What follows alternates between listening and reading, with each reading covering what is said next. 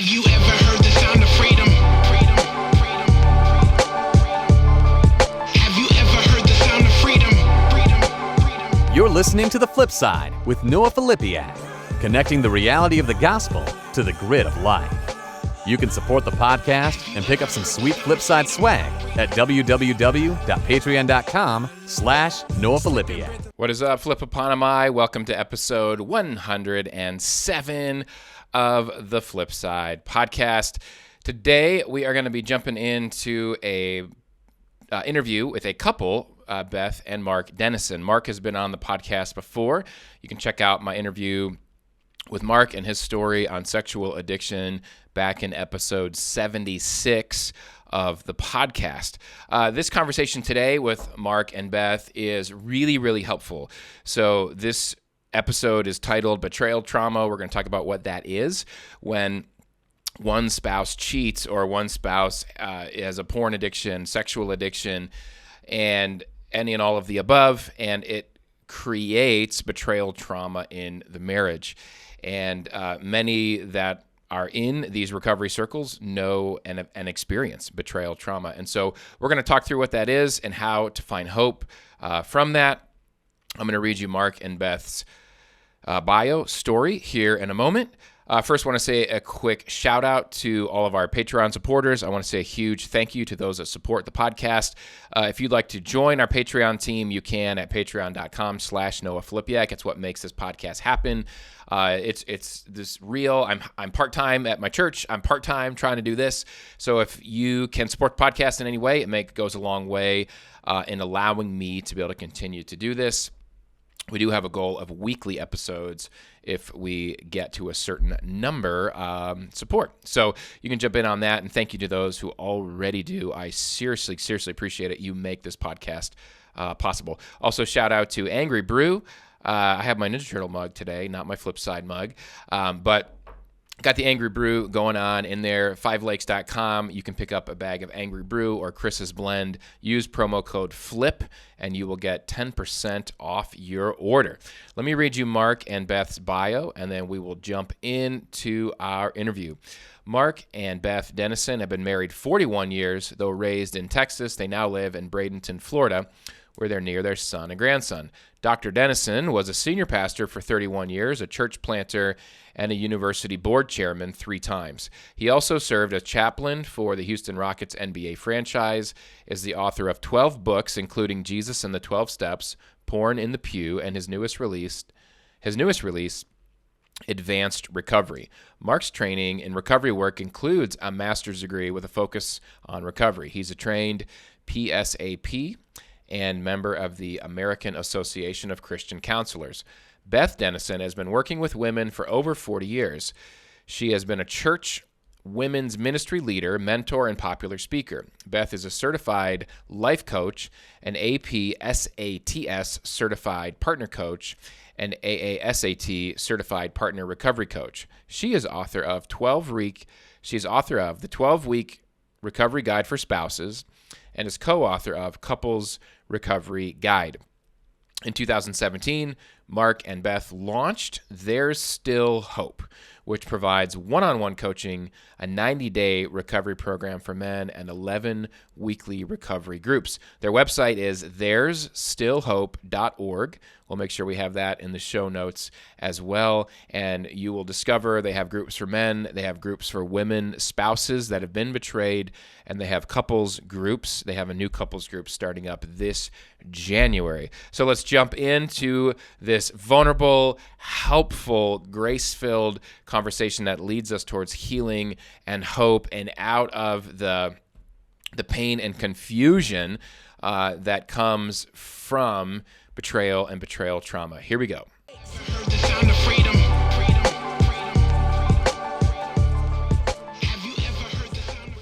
All right, well, I am pleased to welcome back to the Flip Side Mark Denison, and this time welcoming also Beth Denison to the podcast for the first time. Thank you guys so much for joining us. Thanks for having us. Our honor, Noah. Good to see you again. All right. We caught up earlier before and down in the warmth of Florida as I'm up here in the frigid north of Michigan. Not at the end of October, but soon. It's coming soon. So Really good to reconnect with you, Mark. We had you on earlier. I actually don't have the episode number in front of me, but I haven't recorded the intro yet, so I will for sure mention that episode number so listeners can get caught up on your story. You shared your story there when we did the one-on-one interview, but Mark, could you kind of re-share your story, your collective story with you and Beth and what happened and catching the listeners up? And then Beth, I'm going to turn it over to you after Mark shares to share your perspective on what, just from beginning to end on what was happening and kind of your progression throughout the story. So Mark, you up for kicking it off? You betcha. Love to. Thanks, Noah. Again, good to be back. We're both from Texas, grew up in Houston. We met at the ages of 19 and 17. I was 19.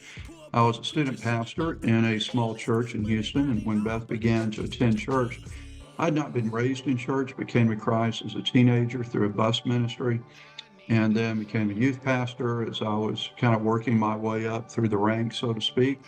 And we got married and pastored 3 different churches in Texas over a 31-year span, and enjoyed life. Had a son, did all the kinds of things you tend to do as a pastor, and very active in our denomination and our university that we both attended. Was chaplain for the Houston Rockets NBA team for several years, and did some writing, a lot of speaking. But during that entire time, had another part of my life that nobody saw, which was my private sexual addiction, something that was rooted in childhood trauma, physical and sexual trauma as a child, and several other issues, but something I never really sought help for, because especially as a pastor, who's I going to talk to?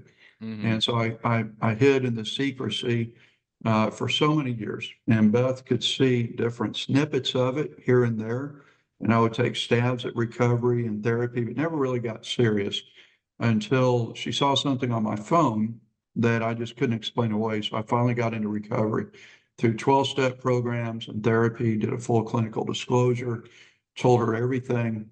That was eventually discovered by someone in our church. They saw something on my computer one day of my past and my disclosure to my wife. And so we resigned from the church, and that was 10 years ago.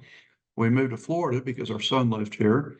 And we just did all kinds of odd things for a couple of years, didn't know what God had for us. And then God put it on our heart, let your problem become your platform. So I went back to school, got a master's degree in addiction recovery through Liberty University, and we launched our ministry, There's Still Hope, 7 years ago, and began working with men and women. I do right now 10 groups for men that struggle with unwanted sexual behavior. We use our own materials, books that we've written. We've written about 10 or 12 books. I've written a book called The 90-Day Recovery Guide. I use that to walk men through 90 days of recovery. Now I have another workbook that is a 1-year workbook that guys go through in the various groups that I lead. And I do some other one-on-one coaching as well. And Beth works with the spouses, and then we do a lot of couples work. So I've been married 41 years now, live near our son, his wife, and our new grandson in west part of the Panhandle of Florida, or Southwest Florida rather, and are having a time of our lives. It's going great, and recovery is strong. Awesome. Thanks, Mark. Beth, can you chime in on, your story as it relates to, maybe some of the things Mark mentioned and your perspective during that time, and feel free to add in any other chapters of the journey for you. I did not grow up in church, and my father died when I was 17, and that kind of led me on this pursuit of something greater. And that's when I found the Lord, was saved, met Mark in church, and having not grown up in church, he was different from anybody I'd been around before. He loved the Lord. He was funny. He had a strong commitment to church and to what, his plans were for his life. And so when we got married, I thought, okay, this is going to be great. And, this is the man of my dreams. And when we had some issues come up, they were sporadic. And it would be, as is often the case with someone who has a secret life, when something comes up, you will inquire and you get, a snippet of the truth. Mm-hmm. But I wanted to believe that, and I believed the stories he told me. And so things would go back to normal, and somewhere down the road, something else would come up. And we'd address it for a little bit. And again, I would get a snippet of the story. And, I wanted to believe and trust this person who I loved and thought was, the man of my dreams. And so this happened a number of times. And it was really, we'd been married about 30 years when the whole thing came out. And I never realized until it all came out and I learned that he had a sexual addiction that had been going on our entire marriage, that these weren't just isolated incidents, that there was this ongoing pattern. And so, of course, that was shocking to me to know that this had been going on the entire time of our marriage. And it really was a kind of crisis of faith for me, in the sense that I'm looking at 30 years of marriage that there's been, a lot of it's a lie. There's so much there. And that's a normal response for most wounded spouses when they discover their husband has a secret life, is they immediately go to, my whole life, my whole marriage is a lie. That pendulum typically swings back after some recovery. You can see kind of both things of it. But in that time, I really thought, I can't imagine how God can heal someone who struggled for that long and someone who's been wounded so deeply, and how the marriage could survive. I honestly couldn't see it, but also I knew what the Bible said, and I know what I believed spiritually, which is that there's nothing impossible with God. And so I kind of did this thing where I said, okay, God, I don't see how you can do this. I don't see how this can be healed. I'm not giving my husband another chance. I'm giving you a chance to prove that you're true to your word and that this can happen. And so I didn't commit to the marriage. I committed to following the Lord and seeing what he would do, and just kind of taking it one step at a time. I think initially, and this is probably not uncommon, that I thought, he's got the problem. He goes and gets fixed. We'll be fine. And I really resisted the idea that I needed any kind of help. Once I finally realized, okay, I'm mortally wounded here. I'm been stabbed repeatedly and I'm bleeding out and I need help. Once I started getting that, and I will say that when I started that initially, there wasn't as much help for women as there is now. I really changed my focus. Instead of trying to manage what he was doing in his recovery, I started focusing on my recovery and what I needed to do to heal and to be a healthy person. And that was really something that was a turning point for me and my own healing and getting healthy, and really being able to be positioned to make better decisions in the future.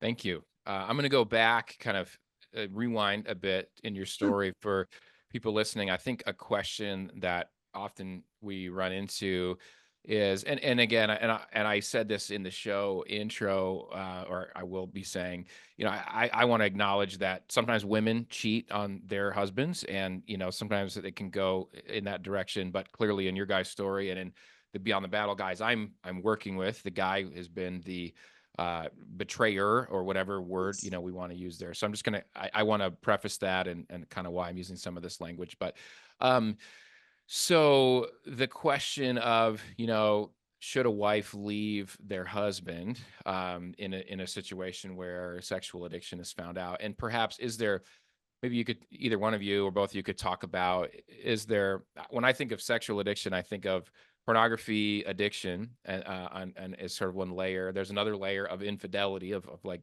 sleeping with other humans, and then sort of in between, strip clubs and things along those lines that are beyond pornography but short of having sex with others. And is the answer different maybe for those different layers? I don't know. But my question is about if sexual addiction is discovered, certainly every situation is going to be different, and I think it's contextual. But are there markers to look for, let's say for a wife in this case? her immediate response is, I need to leave my husband. Our marriage is over. Are there markers to look for of why you would want to wait on that? And are there markers to look for of, yeah, you should leave like today? I don't know. Do you guys just like kind of starting there? Sure. What thoughts you have on That's a this? great question. And as you said, it's not a one size fits all, but I think there are some things to look for. And I would say the reason to not make a quick decision that's long term, there's several reasons. One, when you discover that you're in such crisis mode, that it's not really the best time to make long-term decisions. And so one of the things I tell women is, look, use this time to focus on you and your healing, because when you're in a healthier place, you're going to make better decisions. And so there's always the opportunity later to file for divorce if that's the direction you feel like you need to go, but it's real hard to undo that. So don't be in a rush to jump into that. Second is to look and see what's the response of the offending party. Are they making excuses? Are they wanting to get help? I think that makes a big difference. If you have someone who has a sexual addiction, they're found out and they have no desire to get help, well, it's going to be difficult to remain in a relationship with someone like that. Again, I don't think you need to rush to divorce, maybe a separation, because sometimes through those drastic responses, it may be just the thing for that addict to hit rock bottom and decide, oh, wait a minute, my life's coming unraveled here. I need to get help. But I think in your question of what does a spouse look for, the wounded spouse, things it's seeing the determination of the addict to get help and take ownership of their issue, so that the wounded spouse is not the one trying to push all the buttons and pull all the right strings. Yeah. If they don't take ownership of it, that's not a good sign. There's an analogy I like to use with the guys, which is that you go through a three-pronged process after betrayal from the guy's perspective. And because men think about sports, I use this analogy. The first level is you want to be in the stadium. That means you're not divorced, she hasn't left you, she hasn't filed. You're still in the game, there's still a chance. The second level is you go from in the stadium to on the field, you're in the house. You're at least living at home. And then ultimately, you want to be on the team. And that means you're invited back to the bedroom. And take it in those steps. Don't expect to stay in the bedroom when you have violated your trust. The starting point for rebuilding the trust for us is disclosure. There's got to come a time for the husband to tell the wife everything, because 90% of women, in our experience, they've got to know that they know everything. And so, because women are, as you know, they're just different. I mean, they need honesty. It's something I don't understand as a guy. A guy tells me I look nice. Is he being honest, sincere? Don't know, don't care. I just, all compliments are welcome. nice, But my smart. wife, she wants honesty. And so at some point, if I'm going to stay on the team, I've got to tell her everything. And that's kind of a starting point to rebuild. But first, I've got to be happy just to be in the stadium.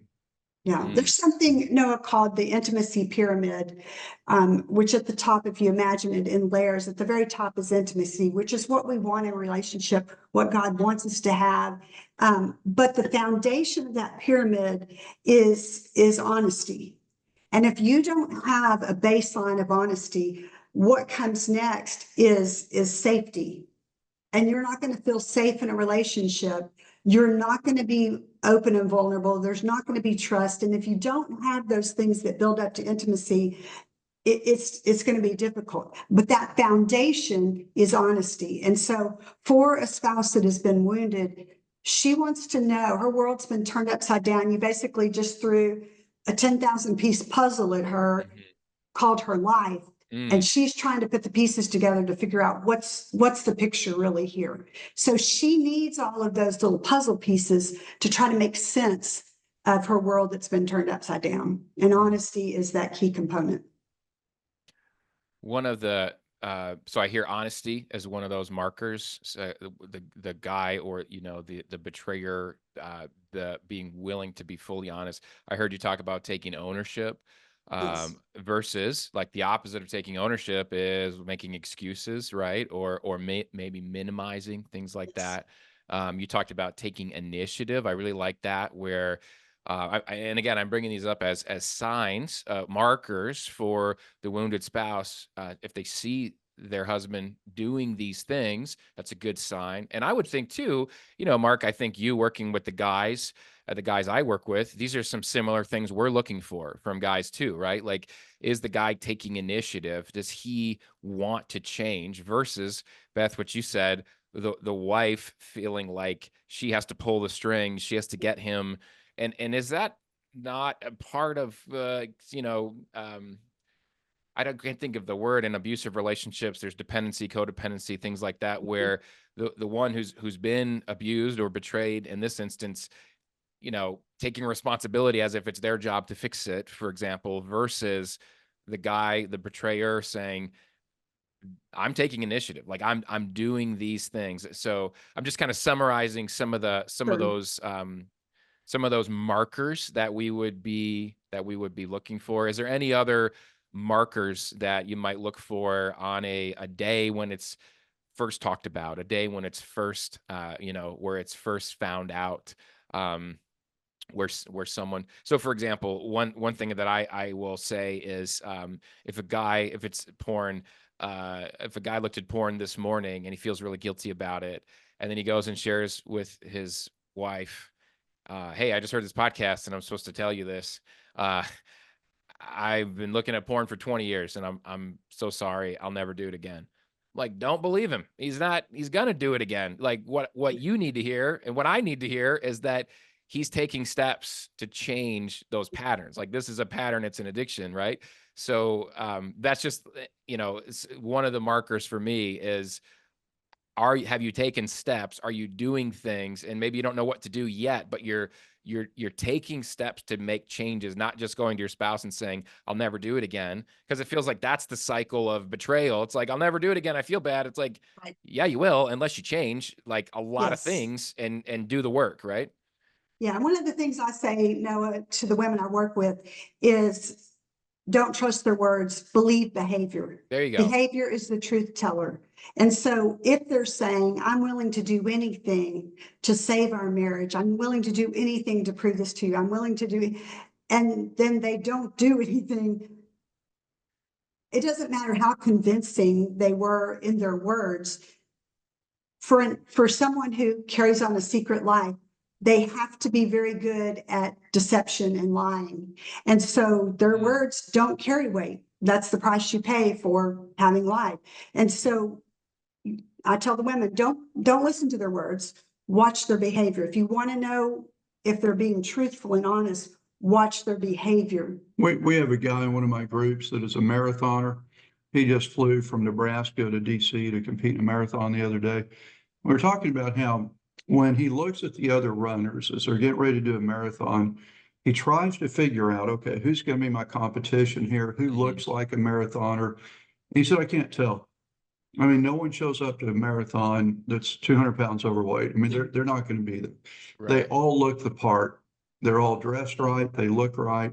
He said, a mile in, I still don't know what the competition is because they all look good for the first mile.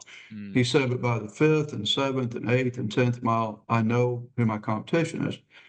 In recovery, every guy looks good when they're caught. They all look good at the starting line. They all have remorse. They all have tears, and it's sincere. They mean it. But we all look the same. Then I did. I mean, I did that 100 times. But it's what they're doing after the first and second mile. Are they still going to meetings? Are they still seeing the therapist? Are they still checking in? It takes about 90 days to begin to rewire the brain, and so we're going to do what's in our best interest, and so we're going to do whatever we have to do. And initially, but this thing's a marathon, and so you got to watch where that guy is a month down the road, a year down the road. I love that analogy. We do 7-week groups with Beyond the Battle, and then we invite guys into our alumni community, which is free and it's indefinite, and it's, Zoom meetings, and we do some other platforms where we connect.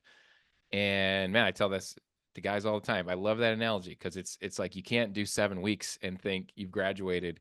You've just started, and you've really started a lifetime. To me, it's a lifetime of recovery and discipleship. It's a lifetime of new practices, right? It's a lifetime of being strengthened in these new practices. And so applying that to a marriage, it takes time, right? It takes time Yes.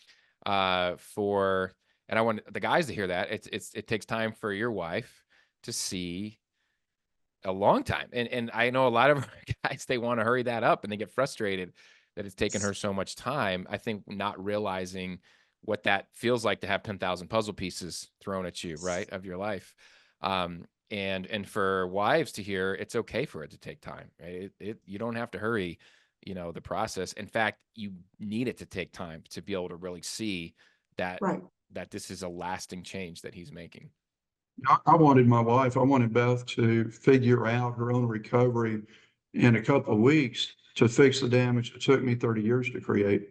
And it just doesn't work that way. As you said, it takes time, and that's a good thing because that's how you build up trust. Yeah. You lose trust in buckets, but you rebuild it in drops. And you can't just throw a bucket on someone and expect them to put all that water back in the pellet. It's a drop today, a drop tomorrow. One of the things that's alarming for me, I don't know what you've experienced, but guys that do what you and I do, work with other men that are in recovery, so many of leaders themselves are not even in recovery. They're not doing anything for their own recovery. Yeah. And that's scary to me because I can't lead someone where I haven't been and where I don't continue to go. Yeah. One thing, Noah, I would say, because I know that you work with a lot of people in, the Christian world and in the church world. And I think one of the things that we have seen that sends such a kind of mixed message that's really can be harmful in the church world is an emphasis on forgiveness, which absolutely, as a wounded spouse, you want to get to that place.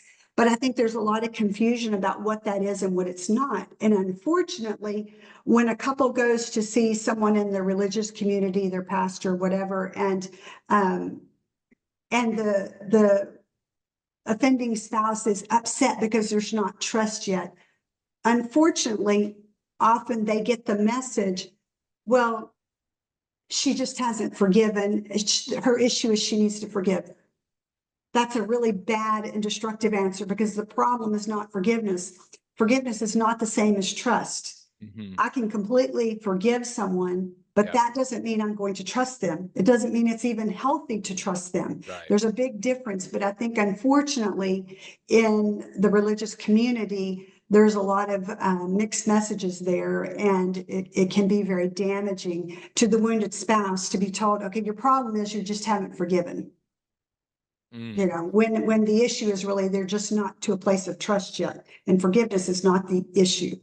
I'm so glad you brought that up because I think that's been abused in the church Yes. a lot. And if you think about that analogy or use any analogy for that's outside of this topic. So someone breaks into your house, they steal your stuff, perhaps they harm, one of your children, and you're biblically called to forgive them. That doesn't mean you let them back into your house. That doesn't mean you have to even be friends with them. I mean, it doesn't. Now, could there be stories out there? Yeah, pretty cool. Like I'm sure you could find some cool reconciliation, redemption stories where that person changed. And again, there's all this, but there would be such a long process of having to trust them to, and we would all agree with that. And we wouldn't shame the person that's house was broken into and say, you just need to forgive them. Like you need to let them come in while you're on vacation and just let them run a rack of the house. You're like, I don't even know this person. You know what I mean? Like, and I see that where we're shaming women for not forgiving their husband. And that's not what forgiveness is. And what an abuse. I think also, let's face it, like by men in leadership in the church who are, blaming women and I mean, I think that's happening too. And so just, yeah, thank you for bringing that Sure. to the table, because trust and forgiveness are very different. And forgiveness, I don't think usually means what we think it means, or maybe what we want it to mean when Right. when we're the one that did the, that did the betraying, where they're right off the bat. Sure. Yeah. Let's talk about betrayal trauma. So that's a word, a phrase that some people are familiar with, some people aren't. I think it's kind of an in word. I'm titling the episode, to talk through betrayal trauma, but I didn't know what that phrase was until I started, kind of in this recovery world. So can either one of you or both of you just define betrayal trauma? What is it? And I'd like to kind of just unpack that for the next few minutes. I did my part by causing it. I'll let her do her part by describing it. Okay, sounds good, Mark.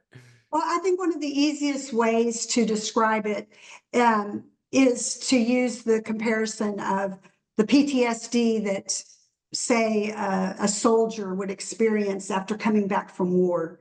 That trauma, that PTSD, where there are those triggers that initiate a response in someone that is not just an emotional response. It is actually a physiological response, where not that the person is remembering the past trauma, they are actually reliving it in their body. And so let's say the day I heard that my husband was a sex addict and he had been acting out for 30 years, that response within me, that suddenly my heart is racing, it's that fight or flight,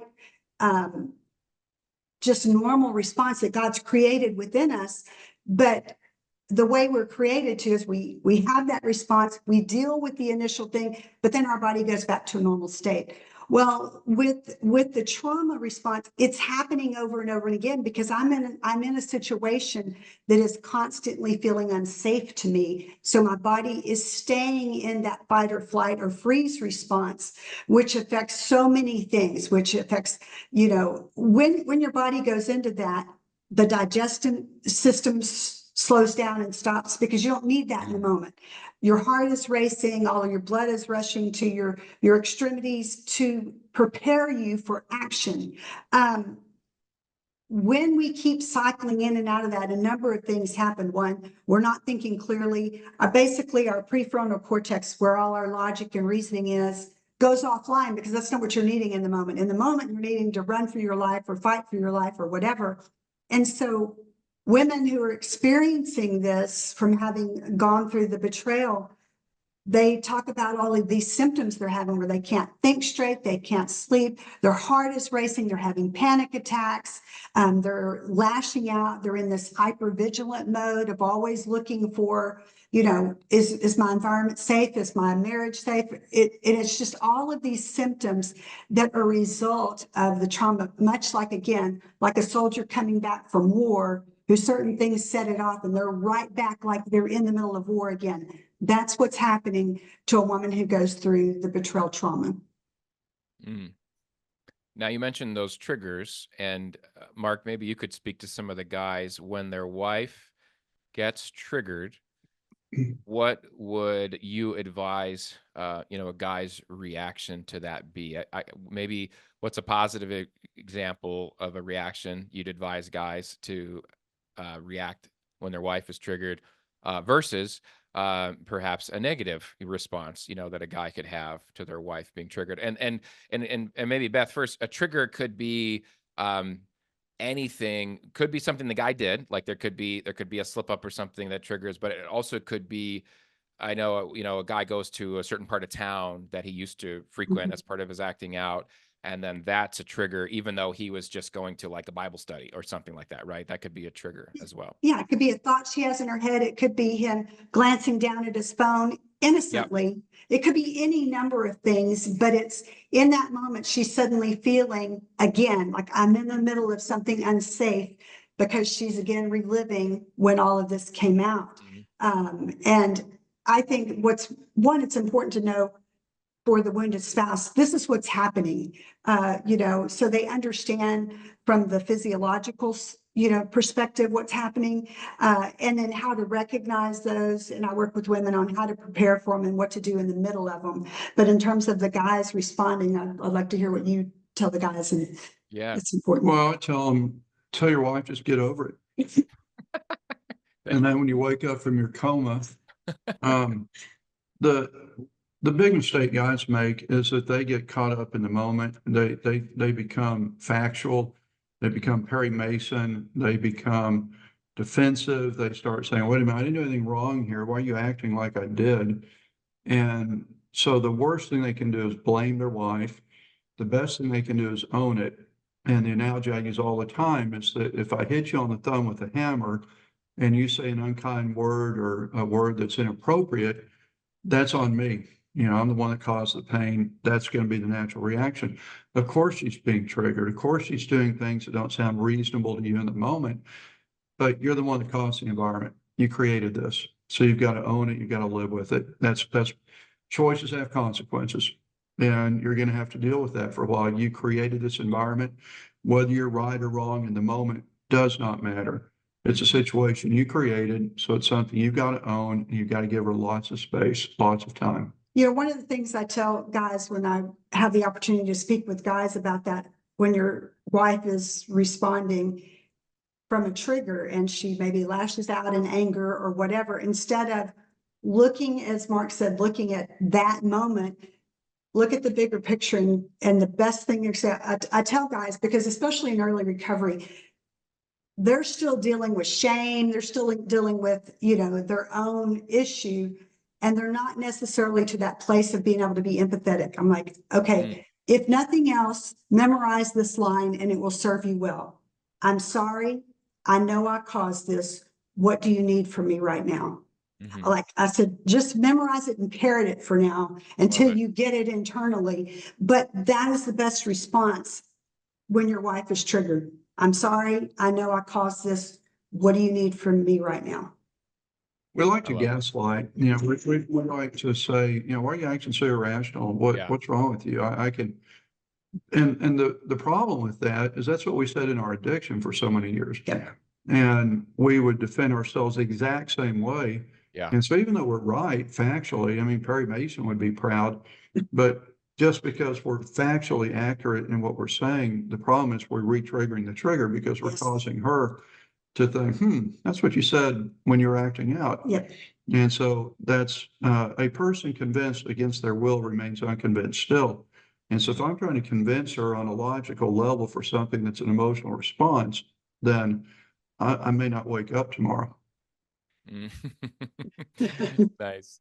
Well, this next question will cover some things that we already talked about a little bit, but I want to kind of paint a picture for, you know, some of our guys that I'm working with that are listening to this, some of our Beyond the Battle guys, where a guy will, and guys come to us in different phases of, sometimes the porn addiction is still active. Sometimes the infidelity is kind of far in the past, or in the relative, you know, past, and there's but the trust hasn't been rebuilt. You know, there's kind of, everybody has a different story, and it comes at a different time. But in our alumni community, we've been together for years. You know, we're doing this for years, and I would say what is a frequently common story is a guy enters one of our 7-week groups. Through that process, and or the process of the alumni community, they stop looking at porn.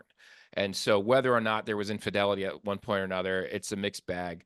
But let's just talk about pornography. So they stop looking at porn, and they're sober now. So that's a word used, you know, in recovery. They're sober, and this is something to celebrate. I mean, for some of these guys, they've been looking at porn for decades. I lean into a lot of supplemental resources, you know, counseling and other groups and things like that. And so some guys will do the full disclosure with their wife, you know, and all these sorts of things. And for the guy, he's making a lot of strides, and he knows he's not the same guy that he used to be. He knows that. But he expects his wife to celebrate that with him. So I see it for those watching on YouTube, like these two closed off people, the betrayed person and then the addict. Now the addict is open again. The addict is now sober and is in recovery and is celebrating. I haven't looked at porn in X amount of time. I'm growing. I'm all these things. I'm a different husband. And the betrayed spouse is still closed. Like she's saying, I'm not trusting you. I'm still picking up the pieces. The guy wants sex often, right? The guy is often in his mind. I've traded in porn. I'm done with that, or perhaps it was infidelity or other acting out, strip clubs, etc. I'm a new person, so now give me my reward. Like, accept me back. I want intimacy again. And in it, we work on that too. Like, what is healthy intimacy? This is not about your wife giving you sex, like all these sorts of things. So it can even be with the healthy motives, good motives of, I just want a healthy marriage again. But my wife is still closed. She is ice cold to me, and it feels like that's never going to end. Okay, it just feels like that's never going to end, and she's always going to be punishing me. We feel like roommates, things along those lines. So that's just kind of painting some generic picture of I think what a betrayer experiences as they run up against betrayal trauma, as they're experiencing, their own recovery. So one question that's a little bit at repeat is, if you're a wife in that situation, I think the first question I asked Beth was, when you first find out the news, what do you need to see in order to like not get a divorce? But now we're talking, let's say, further along in the process. And maybe the answers are the same. But what advice do you give to a wife that it's safe to begin trusting again?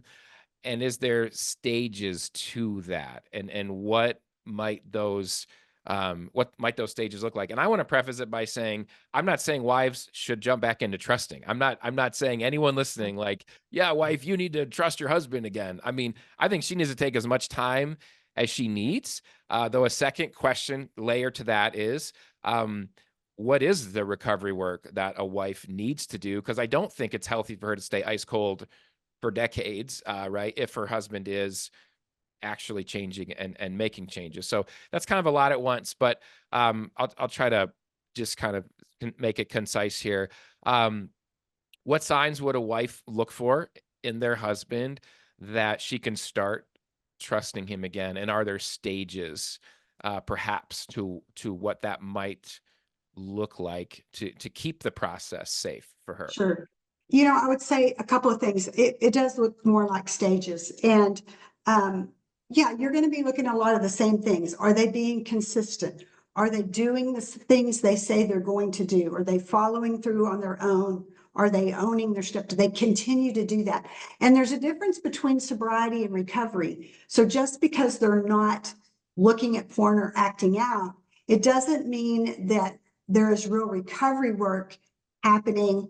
That what's been driving that, and is that underlying issue being dealt with? So if that's happening, typically the wife is going to see a difference in an attitude, not just in their action. And so looking for those things, going back to what they look for, to the stages, I like to use it to compare it to this. So let's say a 10 is ultimate. I trust 100%. My husband has my full heart. But after disclosure, after discovery, we're at a 0. So instead of looking at what does it look like to fully trust him again as a 10, because that seems overwhelming. That seems like I can't ever imagine getting to that point. That's what most women are thinking. So I say, when you're watching this behavior, look at, what do I need to see to go from a 0 to a 1? Yeah. What does it look like to take that first baby step? Maybe it means I get comfortable enough. It may be a little bit of discomfort, but I will go to dinner with him, or you know what I'm saying? So look at little markers along the way, baby steps you can take. There are going to be times when it's going to feel like a stretch anytime, because again, they're going back into that trauma response, and it's very scary, and they're in this self-protective mode. This is a good picture of it being close, because what are they doing? They're trying to protect. This is around their heart. Their heart's here, and that's their heart, and they are guarding their heart, and rightly so. It's, I gave my heart to him, and he trampled it over and over again. So I'm guarding it. When I see it getting a little better and I see real recovery happening, what does it take to just open up a little bit? What's that first step look like? And then again, it may be a little bit uncomfortable for me to trust from a 0 to a 1, but I do it and the world doesn't fall apart. You know, he doesn't betray me. So I'm at that level for a little bit and we do that. And then it's just, how do I gradually move instead of looking at it from going from 0 to 10? What does it take to take those baby steps along the way? I think it seems more manageable that way and not so overwhelming to the betrayed spouse if they look at it like that. Mm-hmm. Mm-hmm. That's super helpful. Mark, what would you say to the guy that's in that situation where he's making a lot of progress in his recovery and he's really excited about that? You know, he's sober for the first time in decades or years or, you know, whatever it may be. And now he's frustrated because he kind of thought that things would get better in his marriage and they're not. And so there's temptation to relapse, right? There's temptation to say, why am I doing this anyway? You know, this is supposed to make things better and she's still da-da-da-da-da. Or just running out of patience or, and let's not, I'm not always blaming the guy. I mean, I know of guys, they haven't had sex with their wife in 5 years.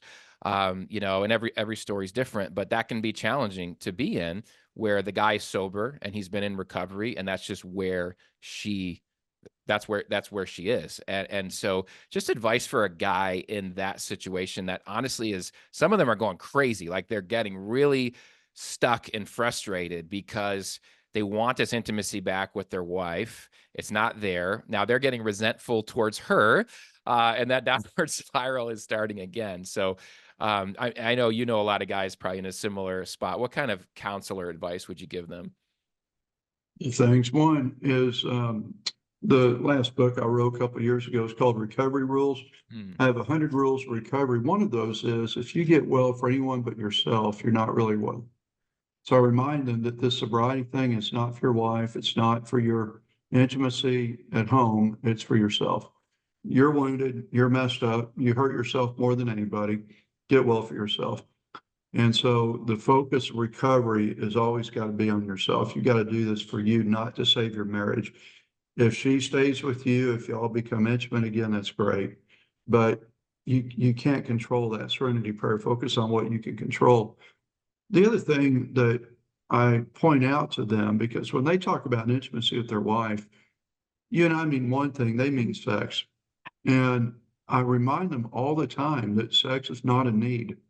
If my wife is in a horrific car accident and we can no longer be intimate in that way, that doesn't give me the freedom to seek it somewhere else. Mm-hmm. And when guys tell me no sex is a need, then I always tell them, I'm going to give you 4 things. You can keep 3 of them: food, air, water, and sex.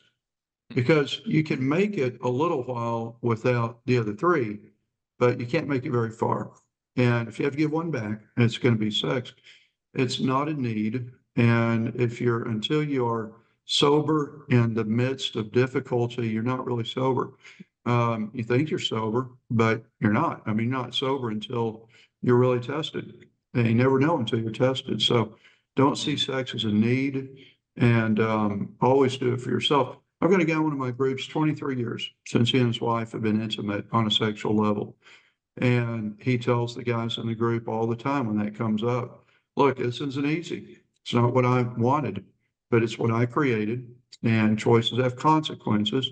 It's not going to kill me, and I'm going to be patient as long as I need to be patient, because I need to love my wife unconditionally. One thing that I emphasize with couples going through this is if the wounded spouse is in that position where she is not ready to be physically intimate, that doesn't mean that there can't be intimacy building. And so I've written something called 10 Ways to Build Intimacy Apart from Sex. And to let that be the focus, especially for guys who have been struggling with sexual addiction, porn addiction. In their mind, they equate intimacy with sex. Yeah. So for them to learn how to be intimate, how to have a connection with your spouse apart from sex is a tool they need. They need that skill.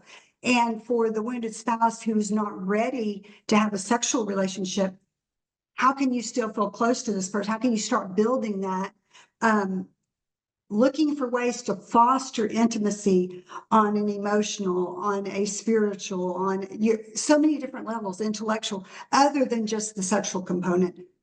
Foster that. And I think what happens is out of that, they start feeling more closely connected, and the wife is more likely to get to that place where she's ready to be sexual with her spouse. Yeah.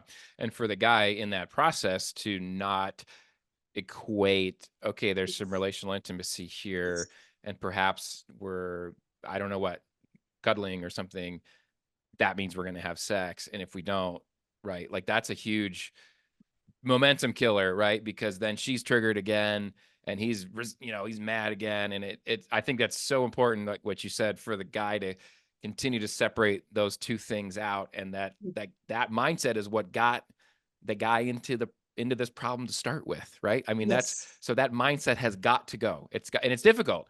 It's difficult, but it's got to go. And that's all part of this process. Yeah. Sure. Can you guys talk about your couples group? So you have a group coming up in January. Correct me if I'm wrong on that. Give me any details on that.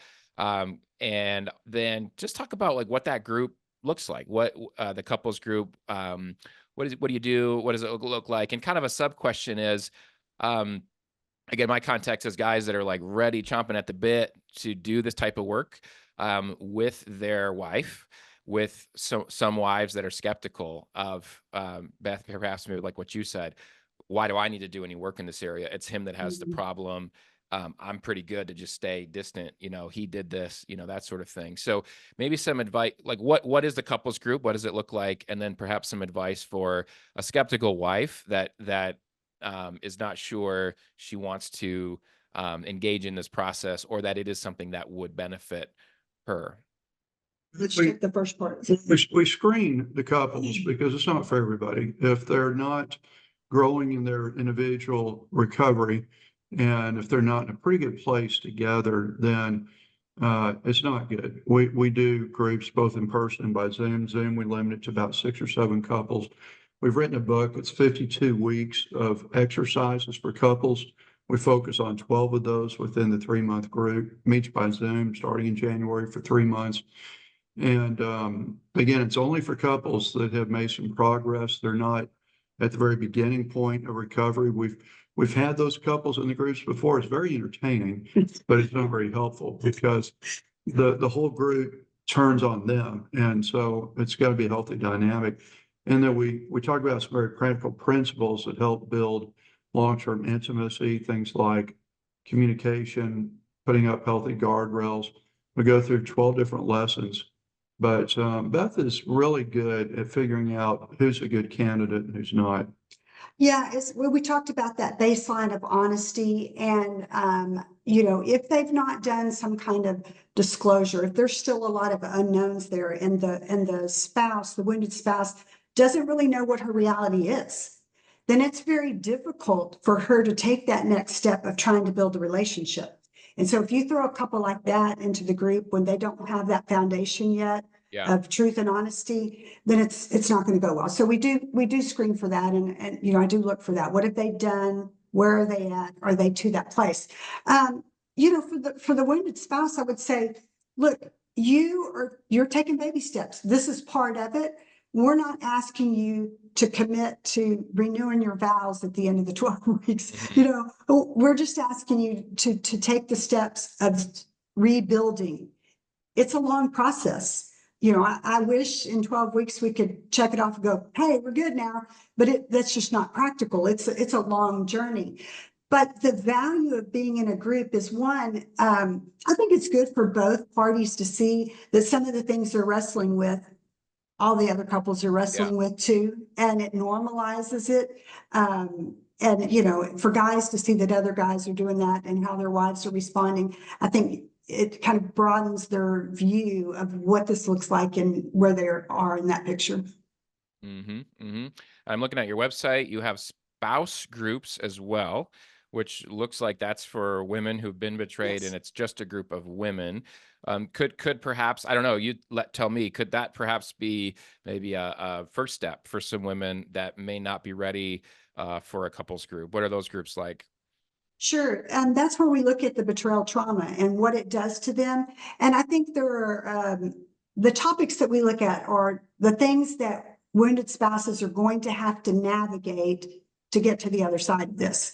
We don't like doing it, but it's the reality we're in. It's unfair that we're thrown in this situation, but again, it's our reality. And if I don't want to carry this baggage through the rest of my life, then as much as I don't like this, I need to do this work. And that's what I tell the women I work with. Look, and he laughs at me for saying this, but look, your spouse could fall off the planet tomorrow. You're still wounded and you need to heal whether they're in the picture or not. And so it's in your best interest to do this for yourself. And so we focus on things like, what does this trauma do to you? How do you establish what you need for safety?